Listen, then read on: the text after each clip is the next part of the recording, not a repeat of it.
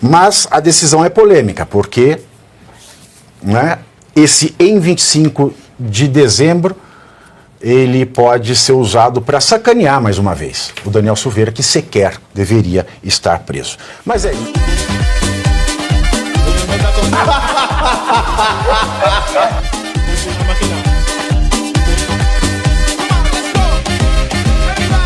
Me dirigir ao doutor Paulo Faria, que é advogado do Daniel Silveira, porque na semana passada, na semana retrasada ou passada, eu não lembro qual foi o dia exato, nós comentamos que o Alexandre de Moraes deu 15 dias para a PGR se manifestar sobre o pedido de soltura do Daniel Silveira, porque ele se enquadra no indulto natalino dado pelo presidente Lula no dia 23 de dezembro de 2024.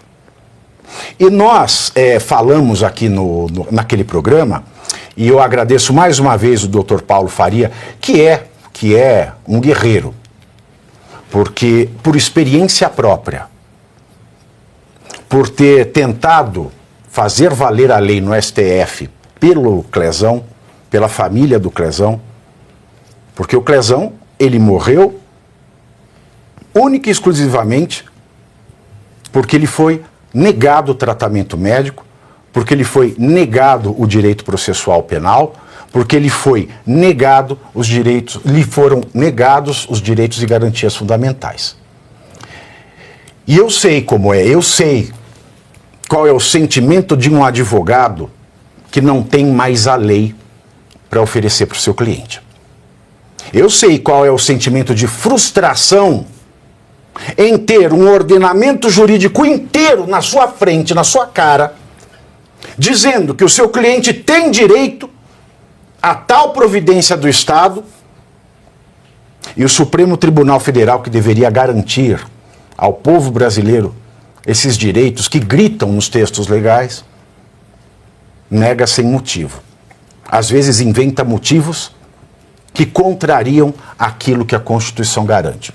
E esse é o caso do Dr. Paulo Faria.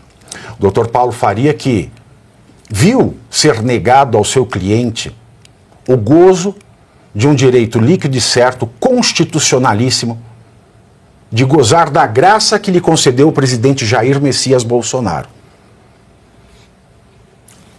Ao final do seu governo, em 2022, eu sei qual é a aflição que ele passou em ver, com a saída do Bolsonaro, depois que o Bolsonaro já não era mais presidente, o STF retirar tanto do ex-presidente Bolsonaro o direito de conceder uma graça, quanto o direito do Daniel Silveira de recebê-la. Eu sei o que é esta batalha do Dr. Paulo Faria desde antes, porque nós estamos falando aqui de um parlamentar que não teve garantido o seu direito constitucional de imunidade parlamentar. Um parlamentar que, mesmo afrontado o seu direito constitucional de imunidade parlamentar, foi preso por crimes cuja modalidade não comporta a prisão antes do trânsito em julgado. E mesmo condenado, depois de todos estes equívocos, para não dizer afrontas à Constituição, por parte do Supremo Tribunal Federal e também por parte da Câmara dos Deputados, que assentiu com esse abuso, ele viu negado ao seu cliente o gozo desse direito constitucional, que é de receber a graça, viu a dificuldade criada pelo ministro Alexandre em conceder-lhe a progressão do regime de pena, e quando ele teve o regime fechado em presídio, substituído por liberdade condicional, ele não gozou do devido processo legal, também não gozou do seu direito de amplíssima defesa, ao tentar justificar a saída dos critérios da condicional do seu cliente, que tinha uma crise renal naquele momento. E quando o presidente Lula fez o indulto de Natal, esse indulto ele tem alguns artigos. Desses artigos, o artigo 9º ele estabelece quais são os critérios, quais são os casos em que o presidente ele extingue a punição ou comuta a pena. No caso do 9º, são os casos em que ele extingue a punição. Então ele faz um decreto, e nesse decreto o artigo 9º traz 15 critérios. Desses 15 critérios, conforme uma análise que eu fiz aqui, e a fiz com base na matéria que a nossa reportagem escreveu sobre o caso, e a nossa reportagem havia escrito que ele pediu o indulto, ele pediu o reconhecimento do indulto ao Daniel Silveira, com base no artigo 9º, inciso 7º, desse decreto do indulto de Natal. Coloca essa imagem aí pra gente, Renan, da petição, que tem o artigo 9º, inciso 7º.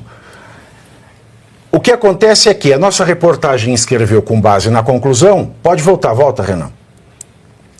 Mas aí foi um erro de digitação, porque eu li a petição completa e, de fato, no arrazoado da petição, ele pede com base no artigo 9º, inciso 8º e não 7º. Então houve um erro de digitação ao final dessa petição, o que acontece muito, e a reportagem acabou colocando o inciso 7º e eu acabei fazendo análise sobre o inciso 7º. Na verdade, ele pediu com base no inciso 8º. Pode mudar agora, Renan. O inciso 8º, pode colocar a próxima, Renan. O inciso 8º do artigo 9º, ele diz o seguinte: o indulto vai concedido a quem, né, a quem esteja nesse critério.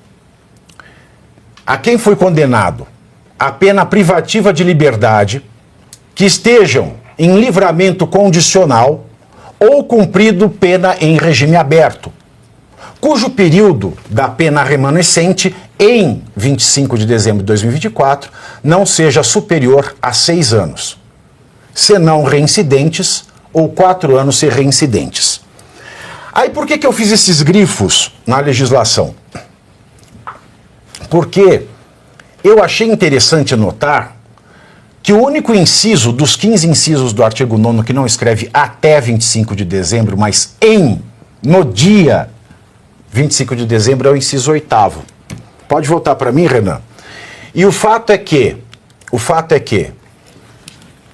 parece maldade, ou é maldade, mas nós não sabemos, porque a gente não pode entrar na cabeça de um ministro para saber o que se passa por ali. Mas o fato é que a condicional do Daniel Silveira foi revogada no dia 24 pelo STF. Aí eu me pergunto, será que o Supremo, ao ver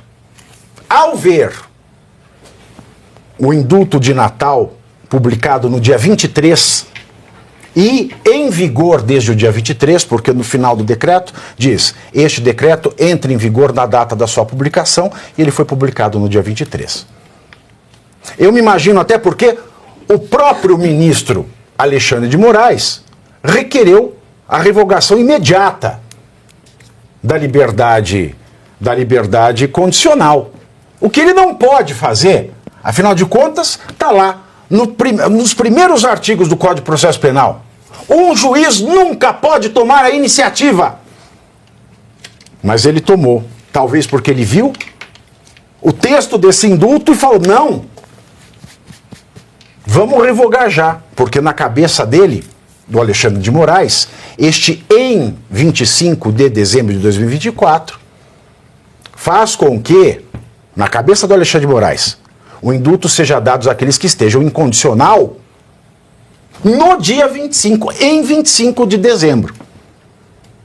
Mas eu fiquei lendo e relendo, li a tese do Dr. Paulo, porque o Dr. Paulo diz que Dr. Paulo Faria, numa petição muito esclarecedora, ele diz que como o decreto entrou em vigor na data da publicação e ela foi no dia 23,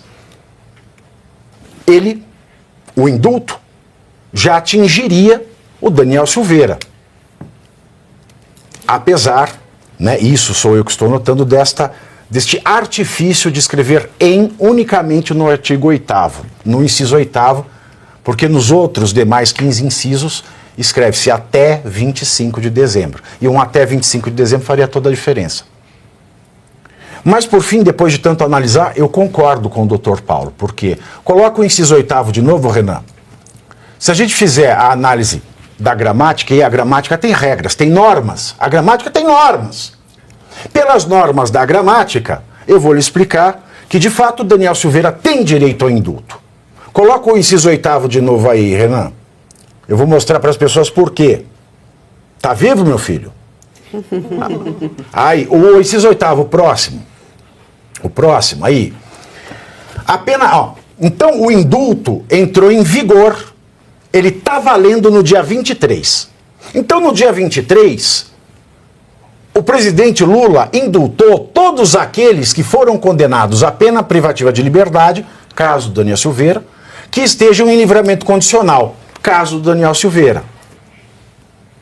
Aí ele diz, em livramento condicional, regime aberto, cujo período da pena remanescente, em 25 de dezembro, não seja superior a 6 anos.